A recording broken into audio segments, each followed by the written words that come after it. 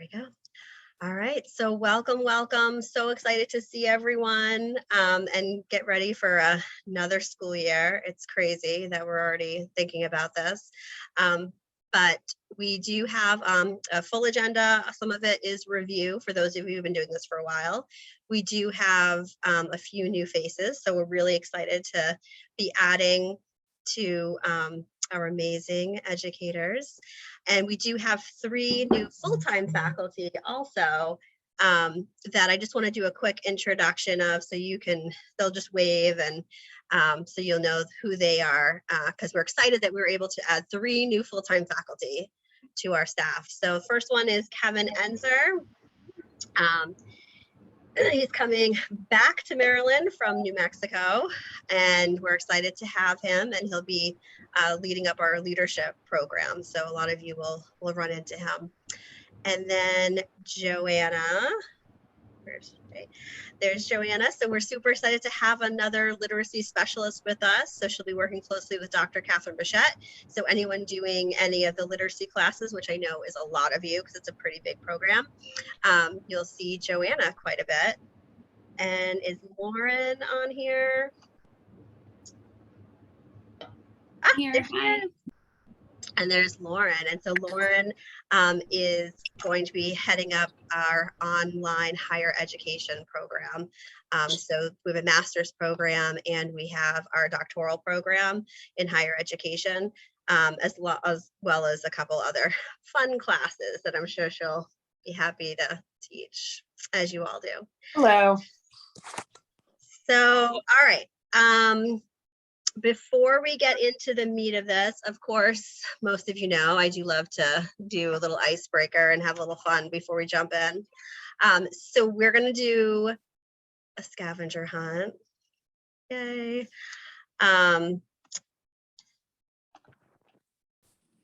Just so we can get to, but not for long.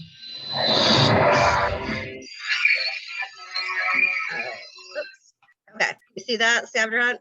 Yes, okay, perfect. So here are the rules. You're gonna find an object that matches as many of the descriptions as you can. You're gonna bring those items to your computer to share to the group, and you have 10 minutes to complete this. So first item, something that's older than you, something with NDMU, something that represents your field of study, something that needs sun to live, something pink, something made of wood, something you don't like, but you keep it anyway, something soft, something that makes you smile, and something that starts with the first letter of your first name. Okay, questions? Let me see, I have a chat. Nope, good. Okay, so take a screenshot of this. Take a picture on your phone because I'm going to put a timer on here.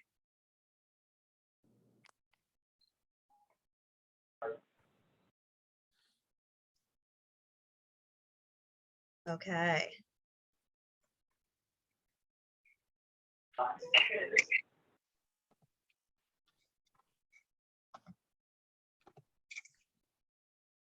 Here we go. If it'll go.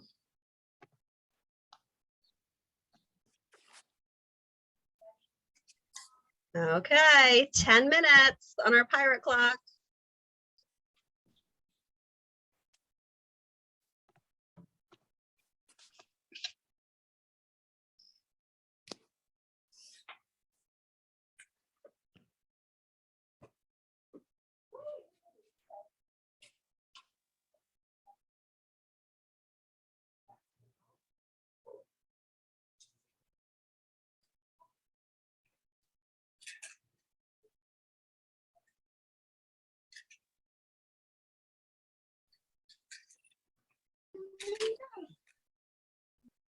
Now you do realize that's 10 hours, right? Thanks, Ron.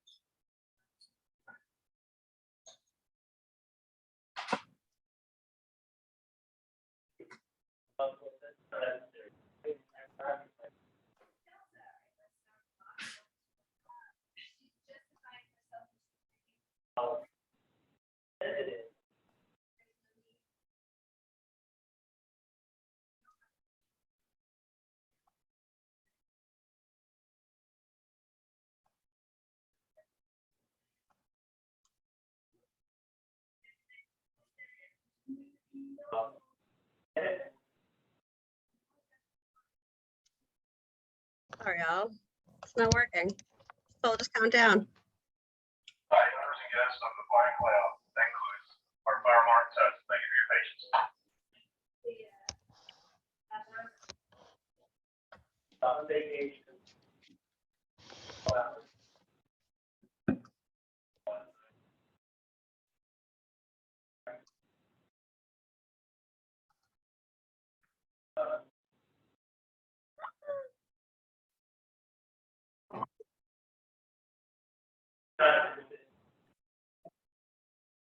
Where's Cam? He's at the playground.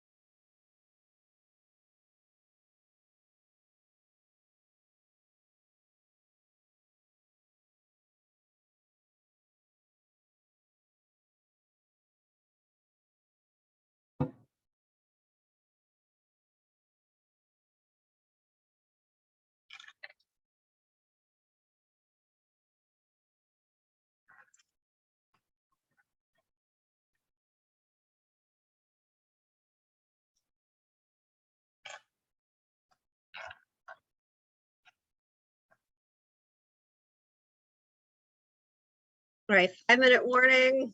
Sorry, my timer's not working.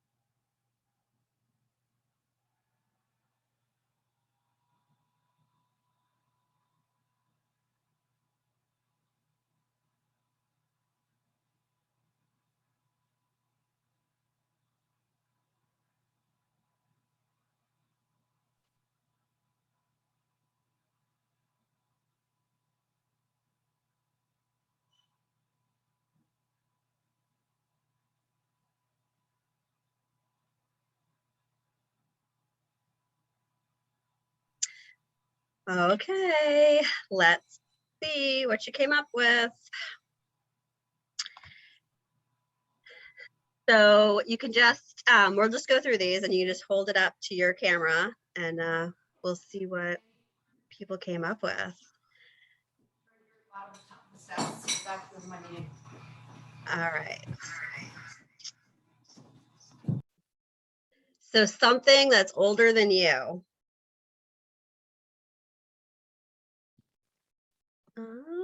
Hi. Lots of jewelry. Carmen, what is that?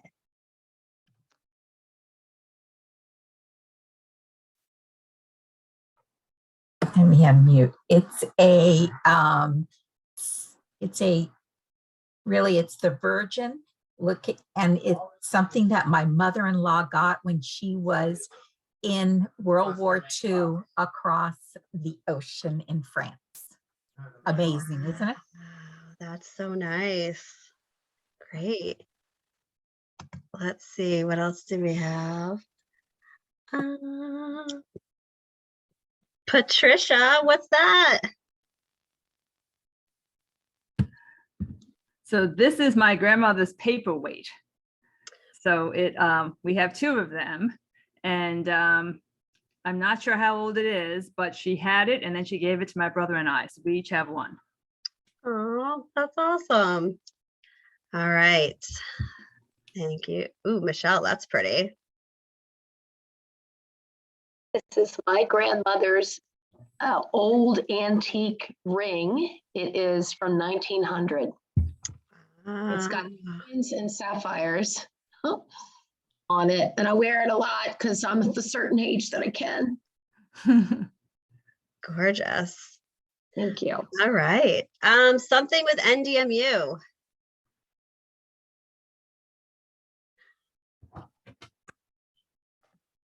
See these. Kathy, I love it. See, I said be creative, right? What do we have? What do we have?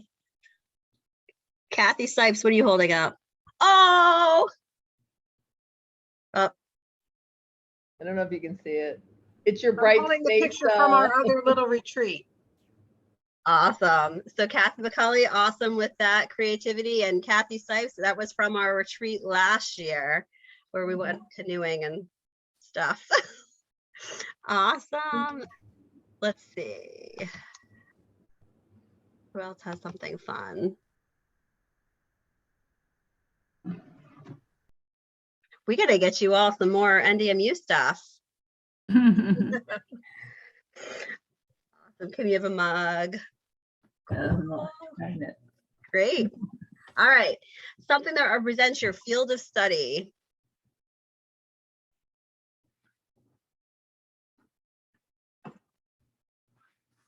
Is that for both of you, Leah? Okay. Yes, it's Sort both of us. well, I would say sort of. It's more. It's crocheting's. It's not. I'm not doing reading classes. It's just Awesome. What do we have? Joe, what are you holding up? What book is that? It's gradient acceptability and linguistic theory. Okay. Yeah, no, I know everyone's gonna go like, oh no, guy's boring. I'll tell you jokes after this is over. I'm good. Awesome. Andrew, what do you have? It's a novel, Station 11. It was published a few years ago. I think they made it into an Amazon series, but the book is pretty good. They it's basically about a pandemic-like situation, but it was published like just before the pandemic. It's a good book. I'd recommend it. Station 11.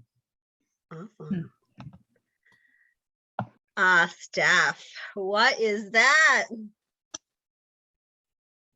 So this is a Makey, which is a circuit board, basically, to represent technology and teaching technology. Cool. All right, let's do the next one.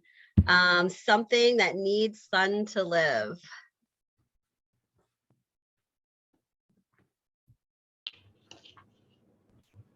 Actually, it could just be me, but okay. Yes, for sure. Yes. All right. So it looks like there's a lot of different plants. Chantal, of those flowers.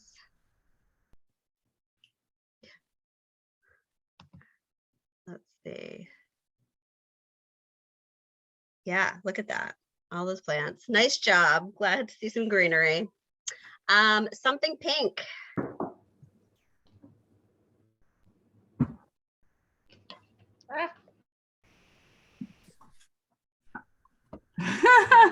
Oh. Kathy, is that lemonade in there? I'm not telling you. No, yes, it is. Or is it pink Moscato? I'm pretending that it's pink Moscato. Oh, Carrie, what is that? Is that your phone? No, what?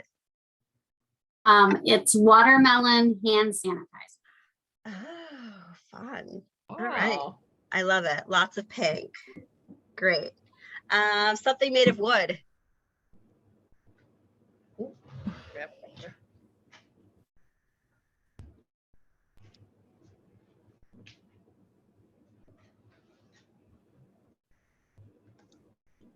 Nice. Robin, did you go outside and grab that? No, my son keeps them on our dining room table. Oh, I love it. Love it. That's great. Lots of pictures. Awesome. Pencils. Yay. All right. Something you don't like, but you keep it anyway.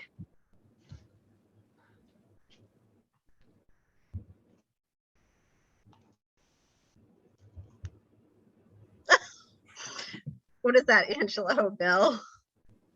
They said I went through the toll without doing the easy pass, but I had it up, but they must have not read it right. So they didn't charge. It wasn't a fine. I just got to send in the $6, but it's still a pain in the butt. So yeah. Oh, actually, it's this one. Yeah, this one. That is fantastic. So I will keep it until I need to, which will be soon enough. I will throw it away. So I see some phones up there. So why are we not loving our phones? Before phones, there was a break. True. True story. Kathy Macaulay, what is that?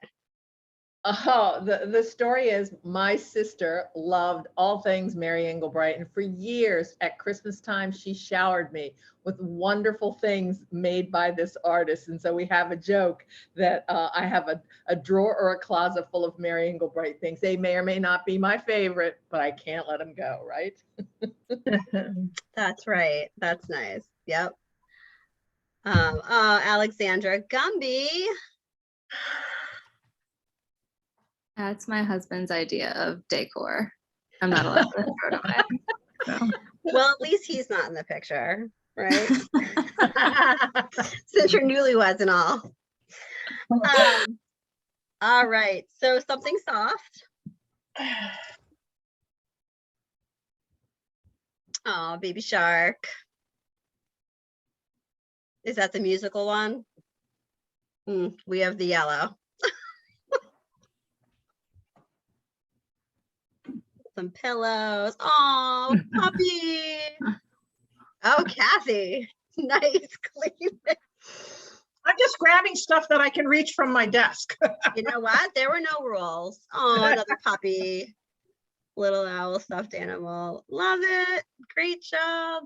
All right. Something that makes you smile.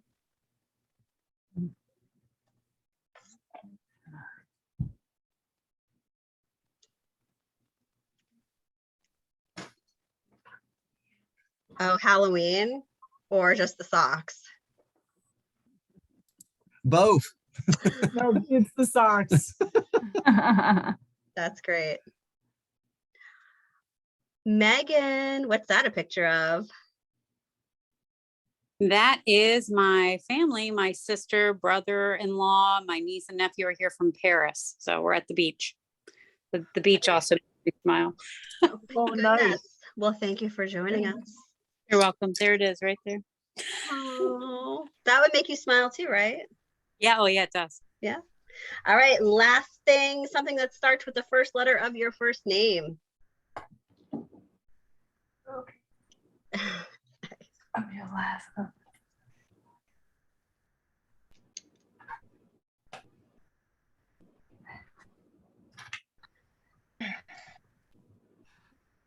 These are funny. These are great.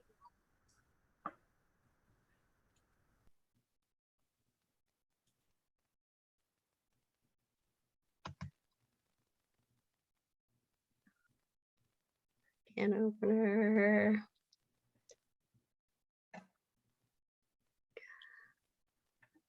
Kevin, what is that?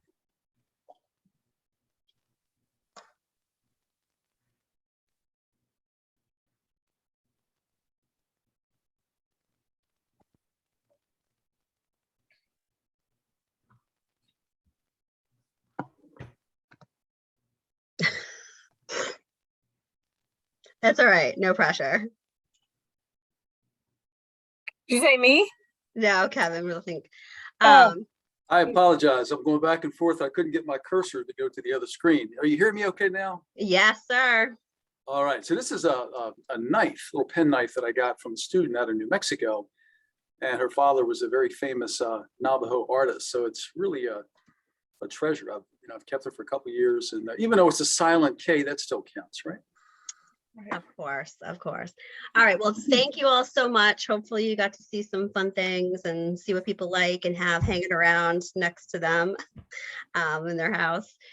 So we are going to jump into the agenda. And the first item is Dr. Doherty is going to go through some discussion of what happened with CAPE. I know that you had heard a lot from us saying, please help us. And thank you again for those of you who really jumped in and filled some voids that we needed. So I'm going to hand it over to Dr. Doherty and let her update you on where we are with that. Thank you, Dr. Dupuy. I appreciate that. First of all, I want to welcome you all here. Thanks for playing along with the scavenger hunt. These are always fun things to do. I also want to thank you for all of your commitment to Notre Dame. There's a reason that we call you associate faculty and not adjuncts, because we don't consider you to be adjunct to the institution. We consider you to be an important part of it. You're our associates and our colleagues. And so that title really has meaning for us here in the School of Education. So thank you for the commitment. As you know, we completed a successful multi-year CAPE reaccreditation process. Our current accreditation is with NCAPE, which is morphed into CAPE now. Thank you to the CAPE Steering Committee, many of whom are here, and to, of course, Lisa, Dr. Pallett, and Dr. Dupuy for leading us through this initiative. But as Dr. Dupuy said, we couldn't have done it without each of you also jumping into that. It was just a mind-wrenching, mind-numbing process, but had a very successful outcome. And at the end of the day, we do truly believe that we're a better program, a better school because of the work that we did. As part of the self-study process, we realized that we weren't monitoring our students' progress as effectively as we could. We weren't engaging our external stakeholders as much as we could, and that there were data that we should have been collecting that we weren't, and that we've begun to do now that will again make it easy for us to improve our programs and our student success. So this self-study process was exactly what it should have been. It was holistic. It was everyone on deck to help out. And we came out of it better than we went into it. And in the middle of all that, it's really nice to say that it was also successful. We had a virtual visit, so the team met with us over the course of the visit, virtually through sessions that you attended that were very much like this. We started out a little shaky on Sunday. There were a lot of panicking emails Sunday night, but by the close of the meeting, we had successfully demonstrated and responded to the examining team's questions, provided them with sufficient information that they were able to report out on their findings with no significant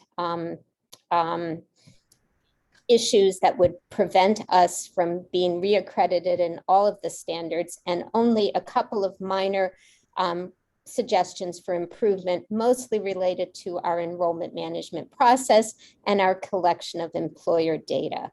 So those were items that we went into the self-study knowing about, came out of it knowing more about. So we weren't surprised that we needed to be more intentional in our work with enrollment management to set clear goals and to measure our progress against those goals, as well as collecting more substantive data on employer feedback on graduate success in their classrooms. So those were very minor points. We don't have the official report back from CAPE yet. We expect that this fall, and we expect to be fully accredited for the next 7 years.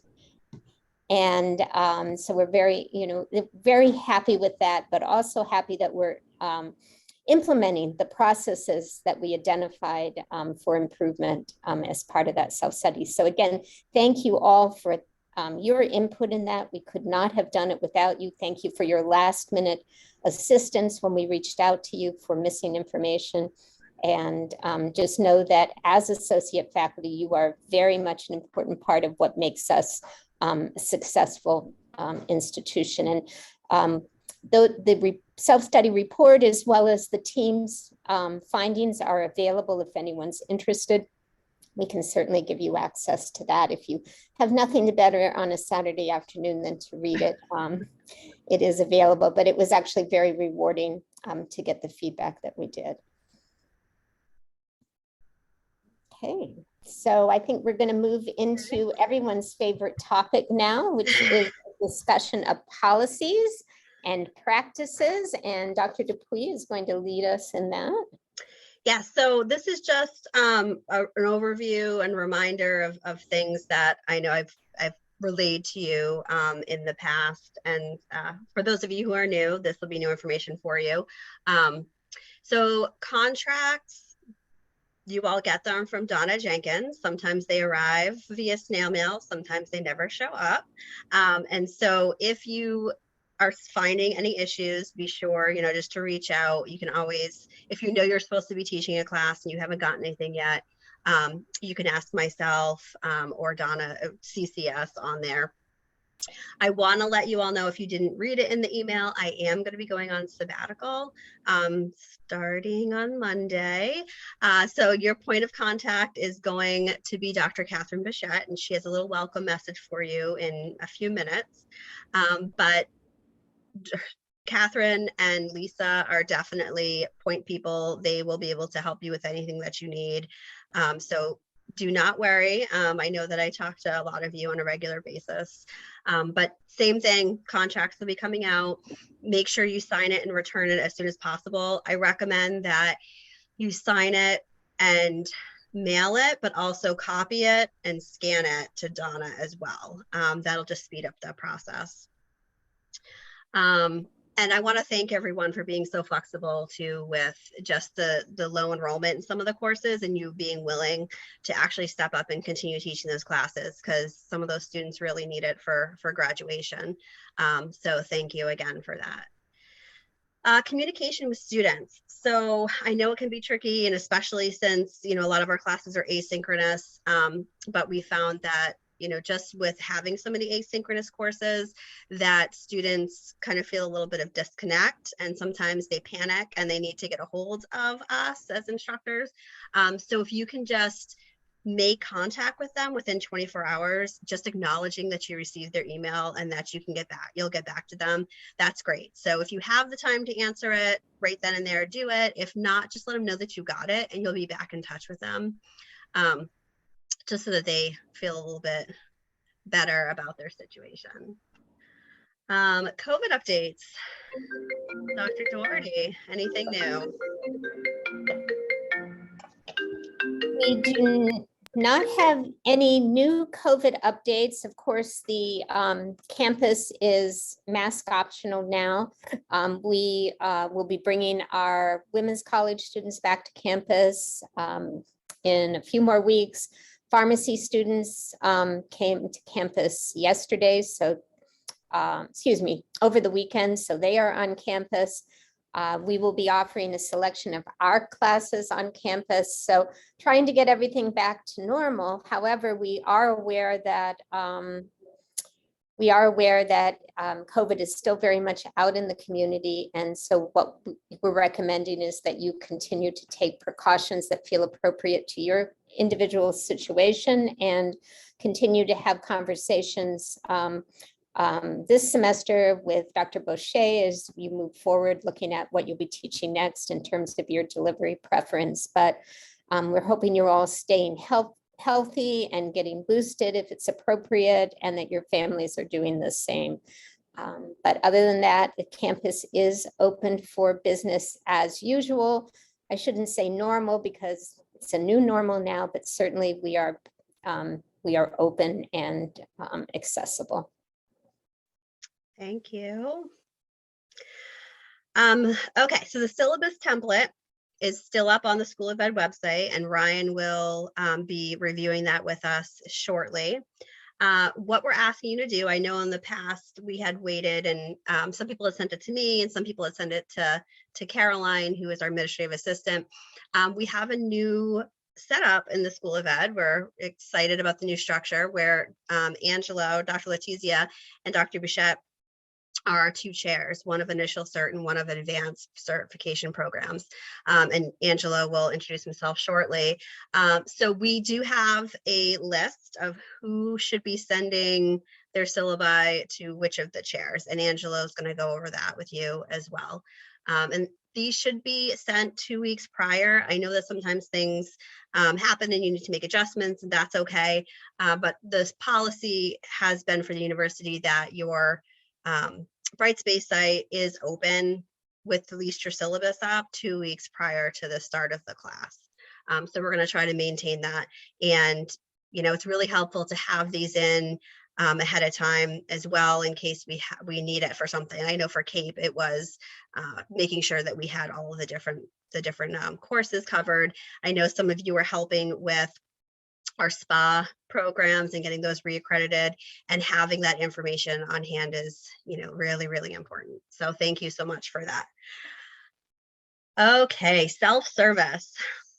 How many people know what I'm talking about? Self-service. Okay, good. I'm seeing some hands. That's awesome.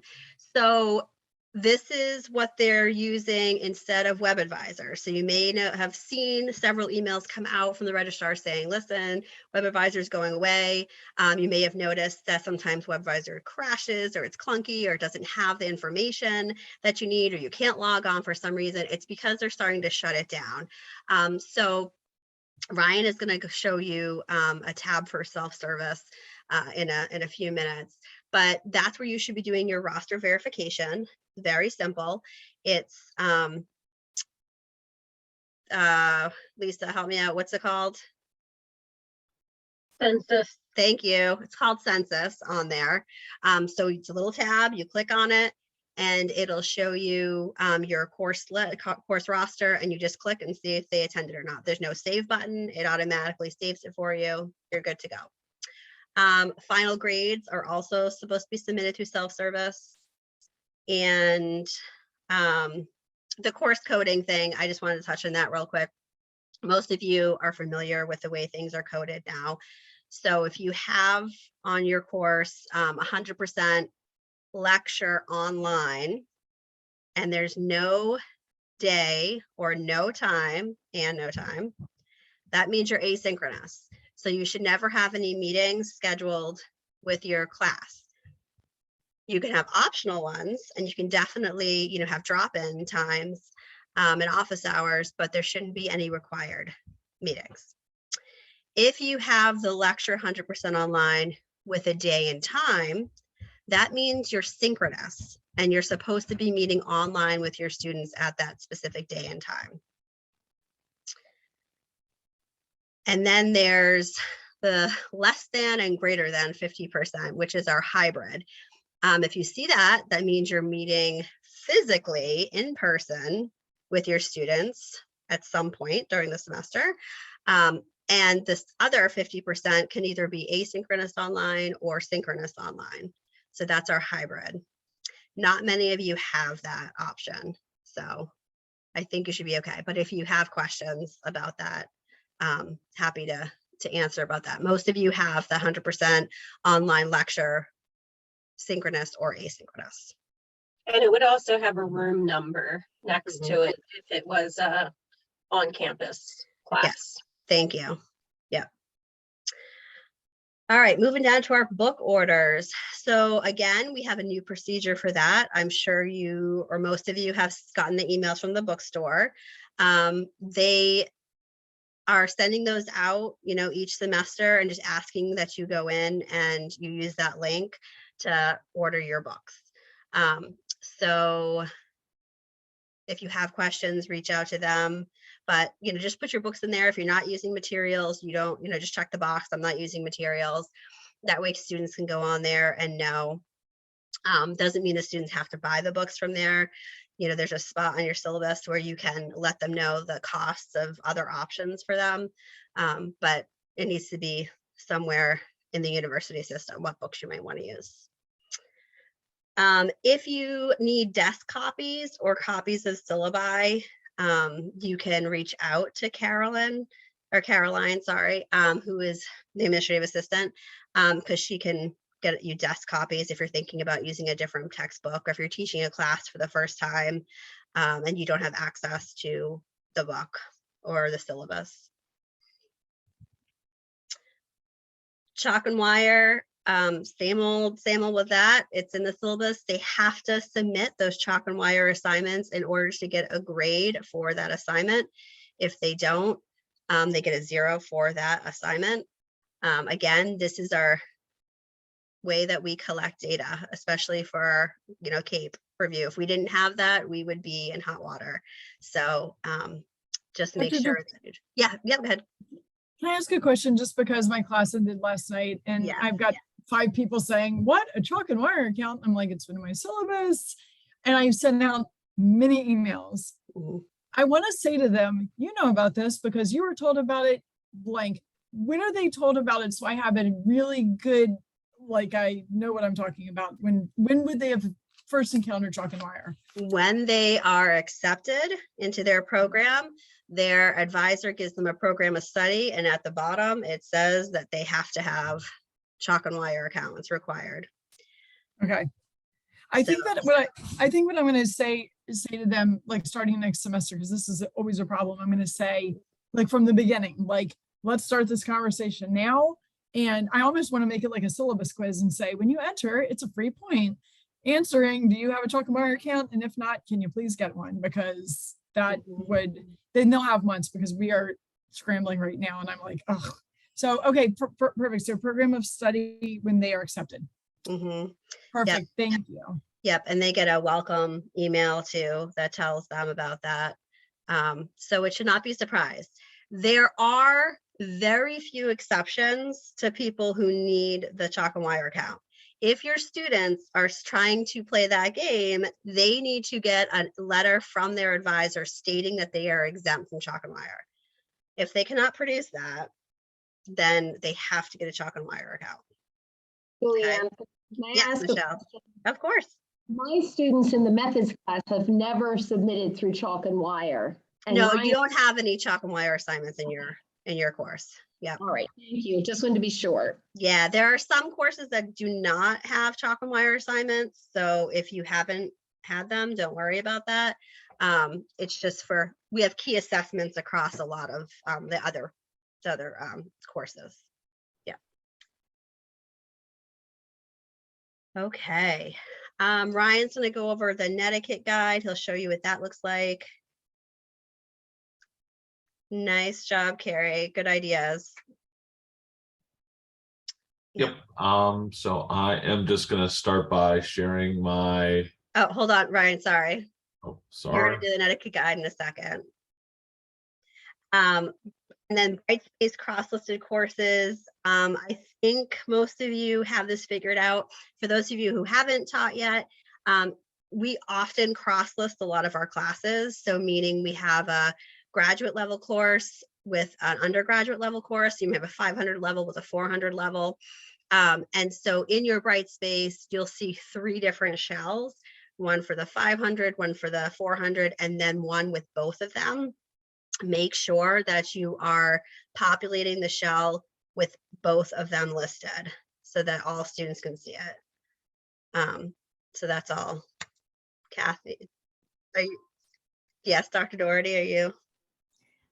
Sorry, to kind of backtrack on the agenda a little bit, but I literally have hot off the press updated information about textbook ordering. And so we'll send that out to you in a link this afternoon so that you have it. But the online process for requesting your textbooks is available now. And we really do want you to use that as you adopt for each semester.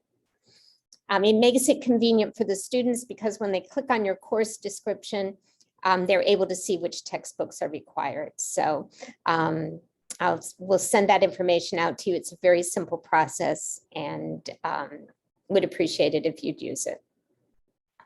Thank you. All right. Specific courses and program coordinators, there's the list on our School of Ed website that Ryan will show you where to go to, just in case you have questions again about your programs. And then also your contacts will be Angelo and or Catherine, depending upon which program you teach in. And then finally, in our policies and procedures update, we have a new addition based on some findings from CAPE. So this is progress monitoring, and I'm going to hand it over to Lisa to chat about that. Yep. Can I screen share? Okay. All right, 1 second. Let me pull it over. All right, so one of the things that came out of CAPE was just that we needed to have an official process for progress monitoring. So typically you all were fantastic about notifying advisors when a student was struggling. But one of the things we realized was that not everybody knew who the advisors were for different programs, and it could get a little bit confusing or cumbersome. So what we've created is a Google form. And we'll be sending this out periodically throughout the semester. But what we'd like you to do, and we have all these different terms, but we'd like you to think, you know, it might be at any point where you notice there's an issue, but specifically midway through a course. So kind of like midterms, you know, we don't do midterm grades except for women's college, but to really think, okay, is there somebody struggling that we need to have some kind of intervention for? Even if it ends up being kind of later in the semester and there's not much we could do, we'd still like you to complete the form because we're going to be tracking and looking for trends.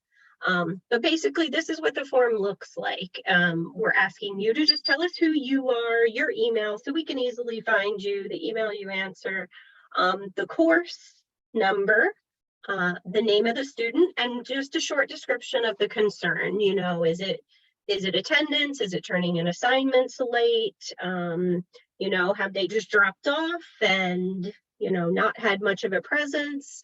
So this is going to help us. We are going to have monthly progress monitoring meetings where we'll meet and we'll go through this, but then we'll also monitor this and make sure that advisors are aware real time when it's happening so that they can be in touch with the student, and hopefully, you know, sometimes that helps a little bit for them to get a nudge from an advisor versus, you know, you're nudging them a little bit, but to hear it from someone else who they've been working with and were admitted to the program.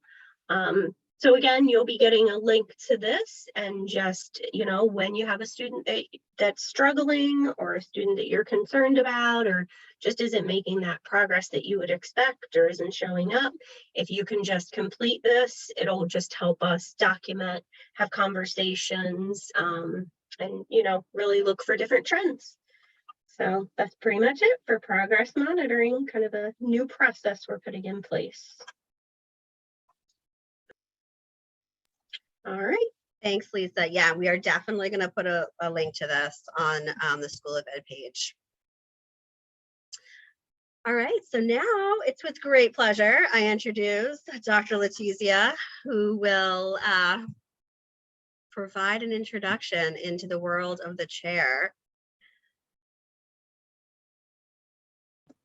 There we go. Okay, microphone's off every single time. I always do that. I think a lot of us do. All right, how are you? How is everybody today? My name is Dr. Angelo Letizia, so I'm just gonna briefly talk a little bit about my new role and just sort of some of the things we're doing. I am the department chair of the initial programs of the School of Ed, and one of the things that we've been talking about with this is just sort of what is our charge, and the charge is, I think, is remains the same as the things we've always done, but we've streamlined and consolidated a lot of the different committees and functions and things of that nature. And so basically, like I said, we've been doing this since the beginning, but our charge is really to create the most effective and the best teachers, who respect diversity, who do their best. And we just streamlined the process a little bit to do that. And as Dr. Doherty had said earlier, you're all a big part of that in many different ways. And so I look at the initial programs, my position, we have a lot of different tools in the toolbox to do that. We have EdTPA, we have PDS, we have our coursework, and that's where all of you come in. And so again, this structure, is just sort of consolidating everything. With that, I do ask for your patience because I think it's, going to have a little bit of time of transition, which is natural whenever there's a giant reorganization. So, but I do think in the end that it will be much, much better, and we can execute our charge much better. And as Dr. Doherty said, you are a huge part of that. For me, I am the social studies SPA coordinator here. And I also teach in the doctoral program, and I teach mainly history and philosophy courses, and I do a couple other things. I'm also involved in PDS, and I'm also a supervisor. So I kind of have my hands in a lot of different things here, which just helps me in a role like this because I kind of know a lot of the different sort of workings, the minutia of some of the things that we have to do here. And so one of the things, and Dr. Dupuy had already mentioned this, but so we're gonna send it right after the meeting. We're gonna send out a list, and you have to locate yourself on that list, of whether you're either under my discretion, under the initial faculty, or under the advanced. And some of you do cross over, but generally you'll find yourself either one or the other. And so once you have that list, then you'll know who your contact point is. If it's initial programs, it'll be me. And then, as Dr. Dupuy said, you'll send your syllabus to me, and ideally, 2 weeks before the course date, if you can. And so again, we'll send that out soon. Like I said, I know there's going to be some hiccups with that, so we just have to sort of bear with it. But once you get that, take a look and see who your contact person is, and then send them the syllabus, and send me any other concern as well if you are in the initial if you are under the initial committee. And the last thing that I wanted to speak about, and again, this is in the works, but we also are going to be looking at doing faculty evaluations. That are similar to what the full-time faculty, we all get evaluated. And talking to Dr. Dupuy, we're thinking about doing this sort of like on a 4 or 5 year cycle, maybe, and every 4 or 5 years, every year, looking at maybe 5 or 6 associate faculty members. And there's a self form that you would fill out. There's a form that I fill out. There would possibly be some observations. Again, I'll send out an email with that when we kind of have the details a little more concrete. But some of you may be getting an email in a few weeks where I'll be kind of getting the process rolling, getting the ball rolling on that process. So Dr. Dupuy, that was really all that I had for this. Is there anything else that you wanted me to talk about or anything to say? So if we missed anybody on these lists, please reach out and let us know. I think we got everyone. But if you're in multiple programs and we missed that too, let us know, because as Angela was saying, we are going to be holding these department meetings, and we want you to be a part of that. So you want to make sure that we have the right people in the right place. So those will be virtual. You'll get to be in the inner workings of what's happening. So we really want you to be and feel part of that process. So let us know. And I could speak a little more, just very briefly. We these department meetings, that is the point, to make sure that your voices are being heard, because like I said, you're an integral part of helping us, at least for the initial. I know I could say for the advanced programs as well. You're an integral part of that. We need your voices. We need your feedback, in the inner workings of how we deliver these courses. We have to make sure that we're kind of all on the same page, and we need to hear what you're feeling, what's going on, your concerns. We need to hear all that, and that's why we want you to attend those meetings. They're virtual as best you can, because it really gives us sort of an inkling into what's going on. So we really need to hear your voices. And I think I'm done. Yeah. And I would also just piggyback on the evaluation piece. This is something that is meant to be done collectively and with you. So there will be a couple different pieces, right? We'll have like a syllabi review. We'll have, if you're teaching a synchronous class, we'll get a time to come in and sit in virtually on your classes. And then you get to, think about what we can do for you and that kind of support. So it's not meant to be judgmental. It's meant to be, working together and discussing things that, will help you grow and help our programs grow. Yeah. And think of it, it's like a sort of formative assessment, and something we'll be also talking about is kind of integrating more like EdTPA and things like that into courses as well. This will help us with that as well. So. Great. Thanks. All right. So I have a short little video from Dr. Bichette that I'm going to share with you.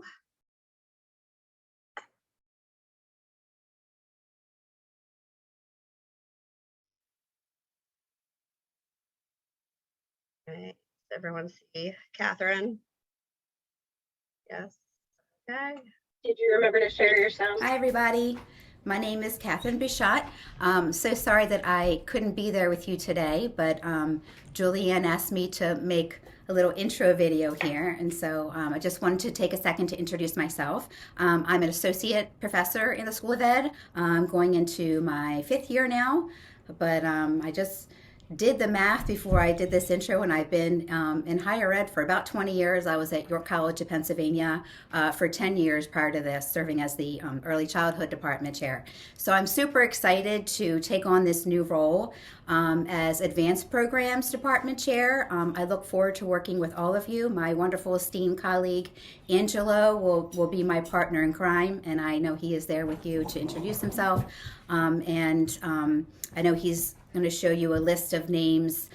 So I look forward to working with all of you.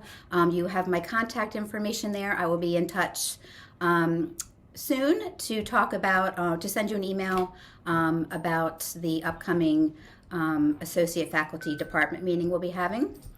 And otherwise, have a great meeting today, and I look forward to seeing you in person and working with you as well.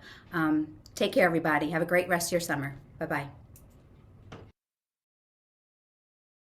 Okay, so that was Catherine. And again, she'll be your contact along with Dr. Pallett if you need anything as far as scheduling goes, if there's any sorts of issues. All right, now I'm going to hand it over to Ryan, who will walk us through the latest and greatest on our website. All right, thank you. So I just put the link up. It's on the agenda. It's also now in the Zoom chat box. So what we ended up doing is a few years ago, we decided as a solution to try and be a little more transparent and try to provide more communication. We developed this Notre Dame School of Ed faculty website. We wanted to kind of bridge between our associate faculty and full-time faculty and just all the different policies and bring them under one big framework. So this way you can kind of go there as a resource and find things that you need. I'm going to jump back into this, into the agenda just a little bit and go back to Netiquette. So just on the site, there are a bunch of different pages underneath the main website. The first is Netiquette. It's meant to just talking about, kind of like expected behaviors for both faculty and students. When it comes to the faculty, just talking about just how often you should log in, how you should respond to email, how to stay kind of in correspondence with everybody around you. It also talks about expected professional etiquette for students as well. That's a really good list that we created collaboratively to actually take and put as required, almost like expectations for your course. So this way you can kind of start off your course with a fresh set of, this is what I expect professionally of my class and the colleagues in the class. You can take that and use that for your beginning coursework, setting the expectations, putting it as part of your course website too. Ryan, So, do you want to share your screen? Oh yeah, sorry. I'm used to running these. I thought I was sharing my screen, so I'm fired. But you can get to it. It is on the website. So let me pop and share on. There we are. So right here, it's on Netiquette. It's one of many pages. So if you go to the home screen and you go up to more, you can find Netiquette. And if you scroll on down, you'll find all the different communication etiquette, participation etiquette when it comes to email and discussion boards, and also just some helpful suggestions to how to run both face-to-face and online course. If you're doing online, you may want to have a help forum that you might want to check and for any questions. If students have general questions about the course, you can answer them. And just advice about video, setting up your synchronous video, about exactly how to go through and perform that, just about general etiquette that you could grab from, again, this is what I'm talking about, communication etiquette and also participation etiquette for your students. So I'm going to come back up to the home screen and just go right down this list. So the School of Education has a conceptual framework. Here it is, RSVP. It's on your syllabi, just talking about research, self-reflection, vocation, and practice. If you go further down, you also will see our handbook. So if you want a copy of the handbook, you can always have access to see it. The link will also take you to the actual document. If you work with PhD students and you need a copy of the PhD handbook, you can also download it here as well. Here are the dispositions I mentioned: collaboration, responsibility. I will not read them for you. I know that you can all read. But here are the some of the more assessment protocols. Now, these are critical, especially as you develop your syllabi. Number one, there's a philosophy of assessment. This was developed years ago in our communities to kind of just talk about what our expectations when it comes to assessments as we create them. These are kind of like our guiding principles as we develop assessments. We do have different grading scales when it comes to graduate and undergraduate work. So that's really critical. Here are the grade scales right here. They are on this, they should be on the syllabi. You can keep both of them, or if you want to, especially if you're a cross-index course, you kind of need them both. So please be cognizant of that. There's also, we have to have the same type of rubric language. This is extremely important. CAPE looks for that. And it's also consistent from when we compare data over time. We do have the same rubric language amongst all of our programs. So we use a 0 through 3 range, unacceptable all the way up to exemplary. So please be aware of that. If you find an old rubric or an old document that still has 1 through 4, just please be aware that it should be revised to 0 through 3.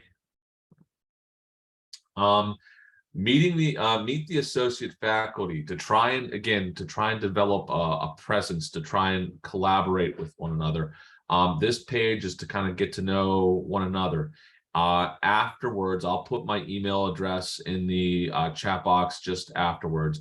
If you could send me a picture and a short little bio about yourself, I'll put it up on the website. So this way your colleagues can kind of get to know you as well. It's not just a meeting once a year and then you're done. You can actually start to develop like a professional network of associate faculty. So if you would please make sure that you send me an image and a short bio. Brightspace. So we are using Brightspace as our learning management system. I know some of you might use Blackboard. Some of you may have remembered using Julie years ago for Notre Dame. We use Brightspace. I'll take you to a live image of Brightspace, but for you, number one, how to access it. There are instructions on how to access it here. Courses generally are made invisible at the very beginning. You actually have to set them up to become visible to where students can see them. It's kind of just like opening a lock on the course. You would open it up. There are specific instructions on how to do it. You want to do it, typically I think it's a week in advance that you want to open up. So this way students can actually test it. Is it 2 weeks? Well, I know that's for syllabi. So 2 weeks in advance, you're going to want to open up and make sure that your course is visible. All you do is you go into Brightspace, follow the instructions here, and you can open it up and then they can see it. Because you also, obviously, you want to be able to upload your syllabus too. So 2 weeks in advance makes perfect sense. Okay, so please make sure. I also placed, if you are brand new, like a brand new person that hasn't taught anything in the Brightspace, I did put up a couple documents to help people through like the quick start guides for instructors. They are PDFs here that were actually created by Desire to Learn. That is the Brightspace company. That is their creator. It can take you through just about everything on how, quick things on how to write announcements, contact your class, how to do video announcements. So it's quite an evolution since our older learning management systems from a long time ago, how to send class emails. So all that information is here for you to use. There's also other ones about getting started manual for instructors as well. This is a little bit different. This kind of goes into really a deep dive. I'm not going to go through this, but if you want to learn how to do something specific in Brightspace that I haven't gone over, you can go ahead into the to the documentation and take a look. There are also a lot of webinars. So Brightspace has a very active learning community, and they give you a lot of free resources. You are more than welcome to go into Brightspace, click on these articles, and it will show you just about everything. If you have a question, you can always reach out to me to ask. But if there's something, if you're like, well, I want to learn how to do that, I don't feel like waiting for Ryan, a lot of times you can go here, type in a quick little question. A lot of times you'll be able to find the answer even quicker than Google. And Google is helpful too. That's how I've solved a lot of problems in Brightspace. What I'll do is I'll just take a moment and go right to Brightspace. I'll just show you a page and what it looks like in case nobody. So this is my sandbox. This is a course I created last fall. I created a course that was up and ready. So it looks modular. It has these little panes. And if you go into, I'm just going to go into welcome real quick and show you just how kind of I set it up. I do my description. This is, as you'll notice, my syllabus is up and it's ready for them to be able to retrieve and download. I have been asked, how do I do this? How do I do that?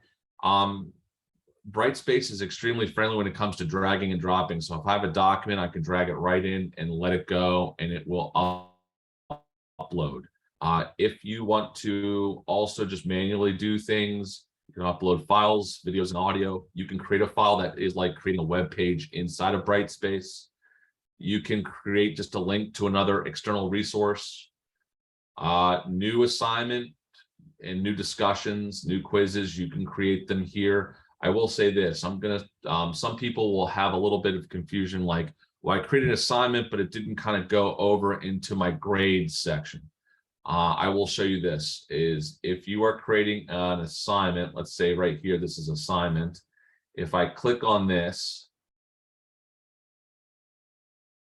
here's my description of the assignment. If I come down here, you'll see that if I click on this, there's this little plus sign.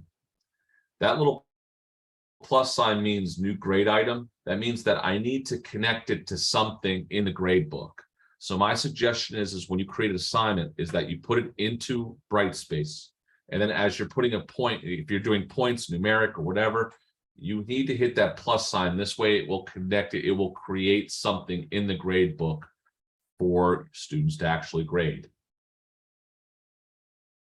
And I'm not going to actually physically do it because this is a course I'm running in a couple weeks and it's ready to go.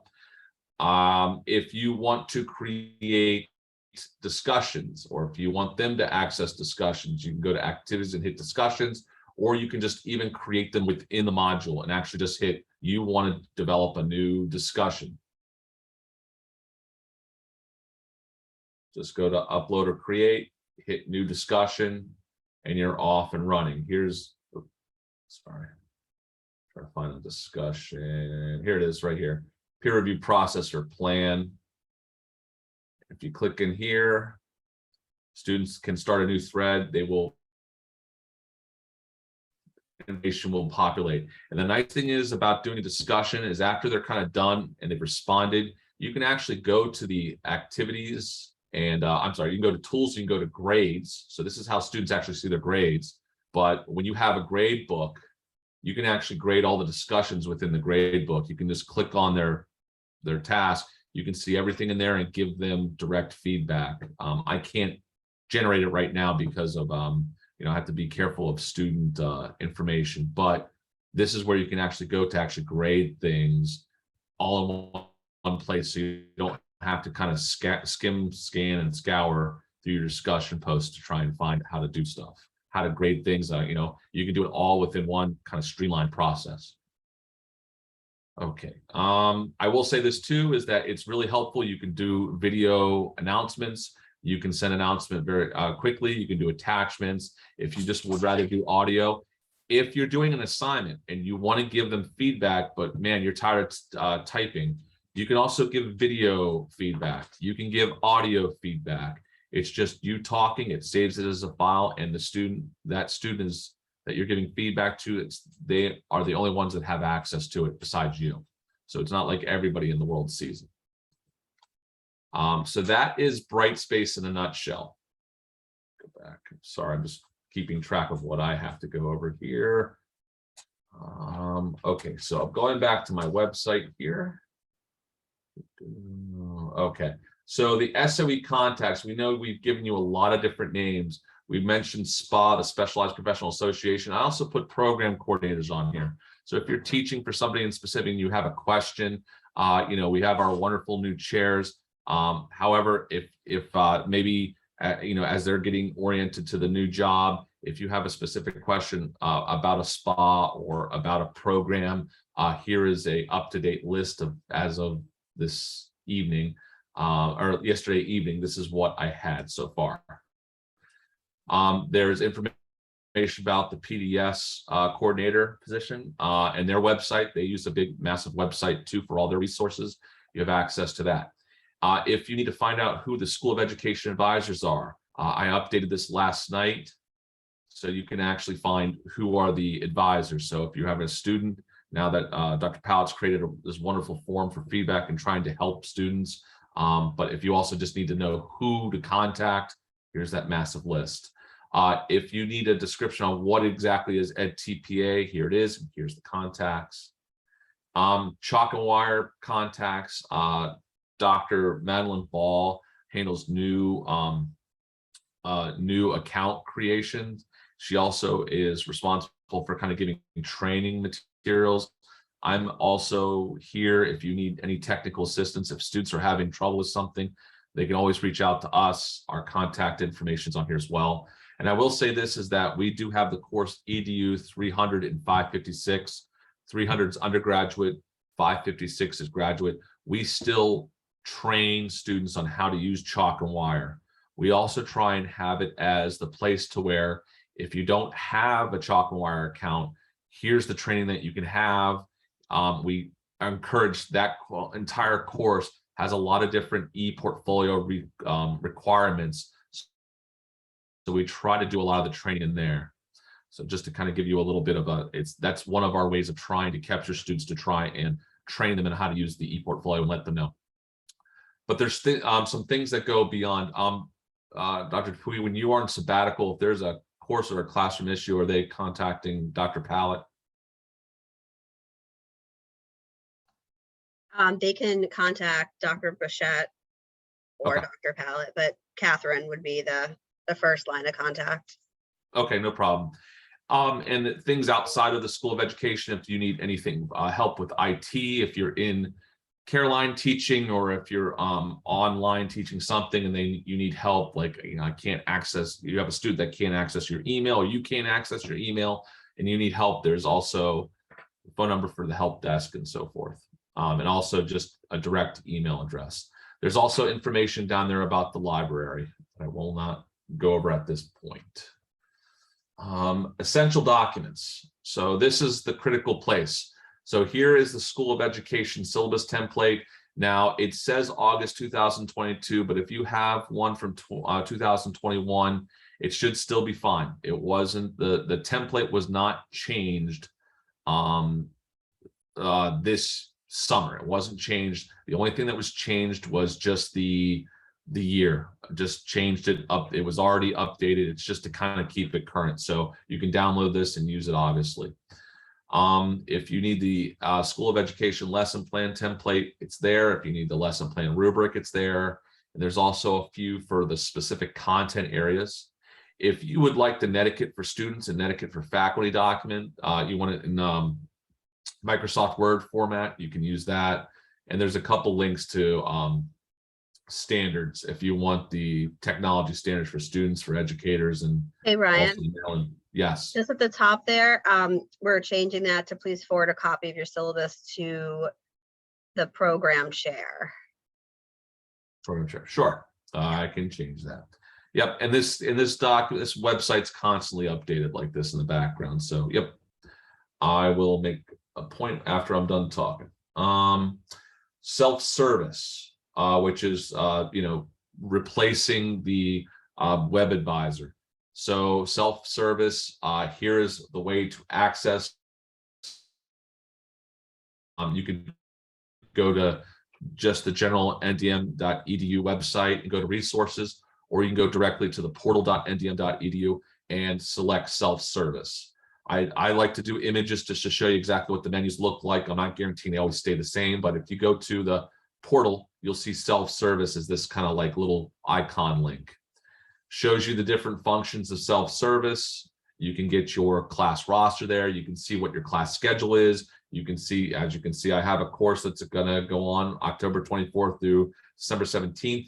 I have a date, a day and a time lecture. If I want to see a class roster, I can click on this link. It's an active link and it'll give you your full roster. It also allows you to download a copy of it, which is nice because WebAdvisor was very clunky in that sense. This will actually help you. For roster verification and grading, it allows you, you can see it says census dates. It actually gives you the dates. I haven't used it yet in self-study, but I imagine that just becomes self-serve. It probably just becomes an active link in which you have to use it. Also, to click on final grades, to enter your grades, you go in, click on grading, and obviously it will work. There are several of these quick little Google forms around inside the website for self-service and for other resources, Brightspace, just to show they're quick. They'll only take you like 5 minutes each. If you can, please make sure that you complete them. I know that we're doing records. This is for everybody, not just for the awesome folks that were able to attend tonight, but also the awesome folks that weren't here with us tonight. This way, it's justification that we know that you're getting this information. So please make sure you're taking the quiz. Let's see, so that's self-service. So the bookstore information is probably going to be outdated as well because hot off the press, Dean Doherty will give me that new information. I'll upload it. Here's also a page on Chalk and Wire. Here's all the updated portfolio policy information. This is already in your course syllabi, and also the contact information. I'm not going to waste the time because you'll see it on the syllabi. Let's see if there's anything else. If I go back and see course website requirement, just on Brightspace, please make sure you put your syllabus. It is now easy to make sure that you email your entire entire class. It's very easy to do. You can send an email, you can do an announcement. So please make sure that you're keeping them in, constantly doing in contact. It's wonderful. Online can be a wonderful place to have a good classroom presence. You just have to go about it a little bit differently. I know that COVID and the pandemic, pandemic education kind of changed us, and we see that there's so many different ways. Just like our new chair did, just creating that video to kind of make us feel welcome. That's what your students should be getting, is some sort of welcoming presence at the very beginning. And cross-listed, Dr. Pui just mentioned about cross-listing. Please make sure, I wish that they can make some of those courses invisible, the ones that aren't truly the ones that are populated, but just look for the ones with has every single one of your different sections in it.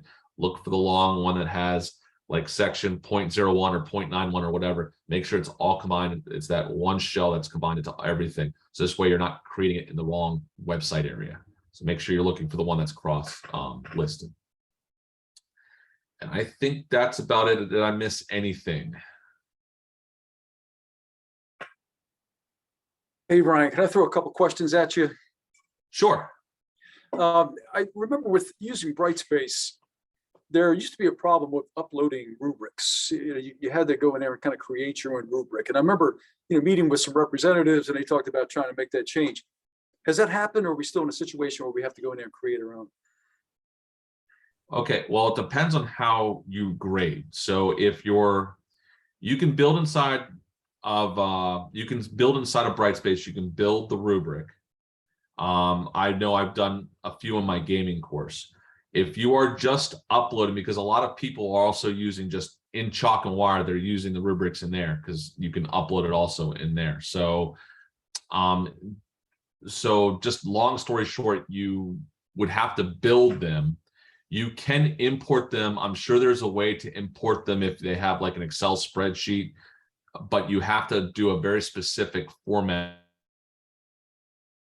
technique. I don't really use that. I just build them right in the system. Yeah, Kevin, there isn't an easy way to do it. You have to go in and build it for every single one, for every single course. I mean, once it's in there for the course, but you can't share between courses, which I find annoying because some rubrics you use in multiple courses, and if you could have like a bank, that'd be great, but no. So once it's in there for the course, it's in there for the course, and once you import it year after year or semester after semester, it'll be there, but otherwise you got to build it. And Kevin, just do this. If you go on to that Brightspace community, you might be able to find an answer to where if you have an Excel sheet and you're able to format it a specific way, you could probably find a way to import it or import it into the course. I just don't have it. I just bite the bullet and just end up creating them and developing them. And as I kind of go from semester to semester, I keep my rubrics, or I delete old ones and revise use the new ones. So Kevin, I suggest looking in the Brightspace community. I bet you could find the answer. Thank you. And along the same lines, as faculty, can we roll over? Well, I say roll over, probably import, export. Can we, from semester to semester, we have the power to do that, or do we need? Yes. Yep. You can do it right in there. Yep. There's a little thing under admin that says import, and you can choose what you want, if you want all of it, or if you only want sections of it. Awesome. Okay. Yep. And then if I can throw one more question at you, you can tell who the newbies are here, right? No, it's okay. Go ahead, Kevin. What's up? Chalk and wire. I worked in an institution where we had chalk and wire. Just to reiterate what Julianne said before, the students wore us down. So I was kind of laughing as I heard people say, yeah, they come in and say, I don't know how to get on there. I don't have an account. I don't know how to use it. Well, they conditioned us to not use it. And, where that cost us was, you get an email from the provost. We need 5 years of data. You got to go back to all your course shells and pull that stuff out. So chalk and wire is worth its weight in gold. But my question is, if I understand this correctly, if I'm a student, I'm in a class that has a chalk and wire assignment, I have to upload it to chalk and wire and also upload it to Brightspace. So as a faculty member, I can grade it. So we're using chalk and wire as a repository, not something that we would also use as a grading tool. Am I correct on that? You actually, Kevin, I do most of my grading in chalk and wire because it gives almost the same exact feedback that you could do. So what I end up doing is if I have, I'm just going to use my course as an example. I teach 556. 85% of the assignments go into chalk and wire. What I end up doing is I do the grading in chalk and wire, and I give them their feedback, and I make sure to give them all that qualitative information. I make them suggestions. It gives you a preview, and I can mark up the document and do all this, that, and the other. I can pretty much do everything in Brightspace. And then what I do is I usually just will take that raw score, whatever they end up getting, I'll just put in Brightspace. I will say Chalk and Wire doesn't do like video comments unless you set it up a specific way. They don't do audio commenting, but if you want to just do text, you can do it in Chalk and Wire. Gotcha. So Chalk and Wire can be used to put a lot of information about the assignments, and then you're using Brightspace just to record the grade, and that's basically it. Yeah, that's what that's what I would do. And if I have a course, let's say I have a course that's only has one assignment in Chalk and Wire and 4 other assignments that are in Brightspace, I just tell them exactly how I would do it. I'm like, well, for this assignment, this is a Chalk and Wire assignment. What I'm going to do is I'm going to give you the score in here, and I'm going to give you all the comments, the feedback in here. So I'm just very specific in exactly what my assessment plan is for that course. Gotcha.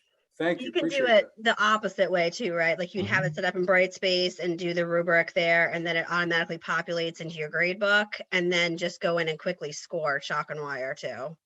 That's another way, because sometimes the Chalk and Wire, you see the rubric as that 0, 1, 2, 3, and it doesn't give you like the full picture and the full numerical value. So sometimes students like freak out because they're like, oh my God, I got a 2 on this or whatever. But you're like, well, that doesn't really equate to anything. Like, don't worry about that. Your real grade is in Brightspace.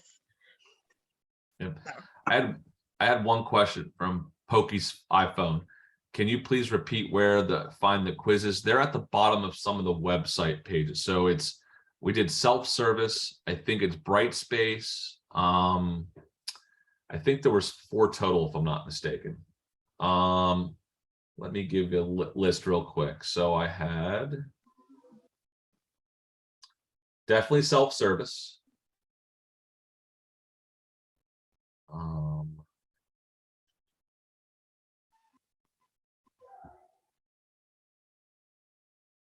Just checking Chalk and Wire real quick. Chalk and Wire. So self-service, Chalk and Wire.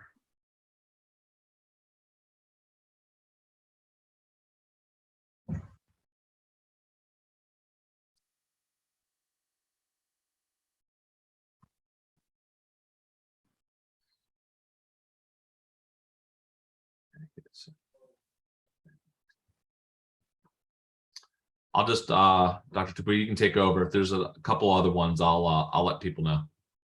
Okay, perfect. Thank you. All right, Lisa, if you want to finish up here with EdTPA. Sure. So I'm just going to talk briefly about EdTPA. It is an initial certification thing. So I think Dr. Letizia and I have plans that we'll be talking about this at department meetings. But just to give a little bit of a hint, in case it is new to you, it is a teacher performance assessment that all of our teacher candidates need to do. And they need this for certification. So it's not just a Notre Dame requirement. It is now a Maryland requirement. When they get to their internship, they'll take a course where we help guide them through the process. But what we really need is to be sure we're preparing them before they get to their internship. And that's where those of you who teach initial cert courses really come in. A little bit about EdTPA. It's a 3-task portfolio. Task 1 is planning. Task 2 is instruction. Task 3 is assessment. And really the best thing that you can do to help them is use the lesson plan template and help them become really proficient at planning lessons. And we know it's a very extensive lesson plan template that is by design to prepare them when they get to their internship so that they can be successful. And a lot of those things that seem extraneous, and yes, they will complain and say, well, I am already teaching and we don't write lesson plans like this, and there's so many pages. And we just say, we know when you're an experienced teacher, you have a lot more up here, but for now we're working on it and we're practicing and we're refining it so it becomes natural. And then they do need to document what they've done. So for task 1, they'll submit lesson plans, and then there's also something called commentaries, and that's really where they answer questions where they justify and explain why they planned the way they did. So for task 2, they'll submit instructional materials, including videos. So think about, is there any way you can integrate maybe some videos of themselves? Because sometimes they even just have technical issues, like how do I compress the video so I can upload it, things like that. And then they submit commentaries justifying why they did what they did. And then for task 3, they submit assessment materials, and then they answer questions justifying what they did, but really also analyzing student work, student scores, and talking about the implications for future instruction. So anything along those lines you're including within your coursework materials is really going to help them. But I would say the biggest thing for now is the lesson plan template. We'll talk more, like I said, at initial CERT meetings about how we can help them with doing well, because honestly, we've made a lot of progress, and a lot of that is thanks to the work that you all are doing and things we're integrating into coursework, because I would say our scores were, we went from not so great to, okay, we're making some progress. So we want to maintain that and keep that going. So one other thing about the lesson plan template, since I have plugged it a couple times, it is slightly revised. When we went through the CAPE process, we did slightly revise it. A lot of you gave feedback, you were in on that process, so thank you. But please do pull the one from the essential course documents, because there are just a few minor changes, and if you just open it, you might think, oh, it looks the same. There's some minor changes there, as well as the rubric has some minor changes. So just be sure you review that so that you're aware of those expectations and anything else you might want to include in your coursework to make sure they're prepared to plan fantastic lessons. All right, more to come at department meetings, but thank you. Okay, well, that is all we have. Are there any questions? Anything, burning thoughts? Need clarification on? The winter and spring schedules are being finalized right now, so I should have those in an email to you all Friday. So I'll attach those along with a recap of today. Not for our program. The praxis isn't a requirement for the GT, not for our program. It might still be a state requirement, but we don't require it as a graduation piece. Julianne, or Ryan, really, I see that you've listed the quizzes. Thanks very much for doing that. And where are they? They're on the same pages as the list. So if it's self-service, it's going to be at the very bottom of the page. Oh, If it's chalk and wire, it's going to be on the bottom of that page. Okay. And Ed TPA, it's on the bottom of that page as well. Gotcha. Thank you. Mm-hmm. Question, if possible. If indeed I have less than 7 students registered for my course, is it still possible that I could still teach it because they might require it for graduation? Yes. Yep. That's so. Yeah. So on all of it's if you. We always ask if you're willing to teach it, and like I said, you all have been great with that. So yeah. So it is up to you to decide if you want to teach it prorated or not. But every little bit helps us out and keeps our numbers up and keeps our students happy and going. So yes. LaShawn, you can just the self-service one is the newest one. So you could just take that one. Yeah. Anything else?